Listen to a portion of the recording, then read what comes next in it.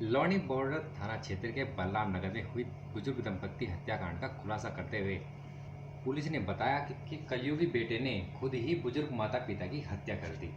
घर का सामान अस्त व्यस्त कर घर में दिखाई गई लूटपाट की कोशिश, तार से गला घोटकर उतार दिया था दोनों माता पिता को मौत के घाट। सारी संपत्ति खुद कब्जाना चाहता था हत्यारोपी बेटा रवि। ये 11 जून को एक सूचना मिली थी शाम को कि एक बुजुर्ग दंपत्ति जिनकी उम्र 70 और 63 वर्षीय थे दोनों, इसमें जो पुरुष थे उनका नाम सुरेंद्र सिंह ढाका था और उनकी पत्नी श्रीमती संतोष ढाका, इन दोनों की ही डेड बॉडी इनके घर में बलराम नगर डी ब्लॉक में ग्राउंड फ्लोर पे और फर्स्ट फ्लोर पे दोनों की बॉडी मिली थी। तो इसमें तत्काल कई टीमें हमारी काम करने लगी थी, हमारी फील्ड यूनिट भी इसमें फ़ौरन आई थी।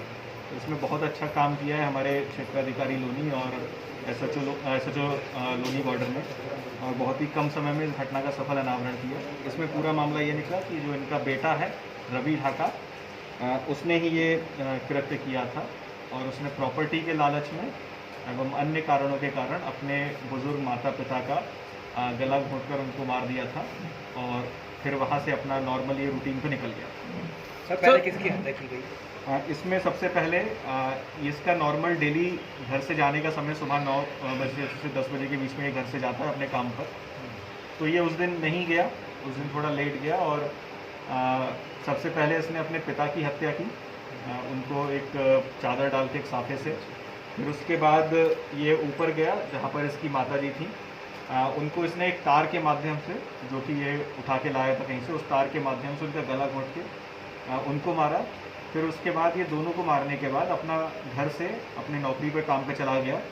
फिर वहाँ से दोपहर को 1 बजे वापस आया, लेकिन 1 बजे ये घर में नहीं गया और ये घर में ना जाके वहीं पर पास में एक जगह पर कुछ इसके साथी जुआ खेल रहे थे, पताश खेल रहे थे, तो वहाँ पर ये जाके उनके साथ ताश खेलने लगा और लगभग 6-7 बजे तक इसने वहाँ पर ताश खेला उनके साथ। और किसी भी इसका उद्देश्य ये था कि ये सोच रहा था कि कोई ना कोई घर पर आएगा तो वो सूचना देगा और सबको ऐसा ही लगेगा कि मैं मौके पर नहीं हूँ तो इसने घटना नहीं की। और इसके अलावा इसने जानबूझ के घटनास्थल पर सामान फैलाया था जिससे ऐसा प्रतीत हो कि घटना लूट के उद्देश्य से हुई है, लेकिन कोई भी कीमती सामान वहाँ से नहीं गया था। फिर उसके बाद इसको जब पकड़ के इसके बारे में हमें सूचना मिली और चीज़ें जब इसने इससे पूछताछ की डिटेल में, तो इसने सभी बातें इसने कबूल की कि इसने किस तरह से पूरी चीज़ें की थी और किस तरह से इसने अपने बुजुर्ग माता पिता की हत्या। सर हत्या का प्लान कितने दिन पहले बनाया था? इसने कब से इसने कहा कि हत्या करने में, कब से प्लान की?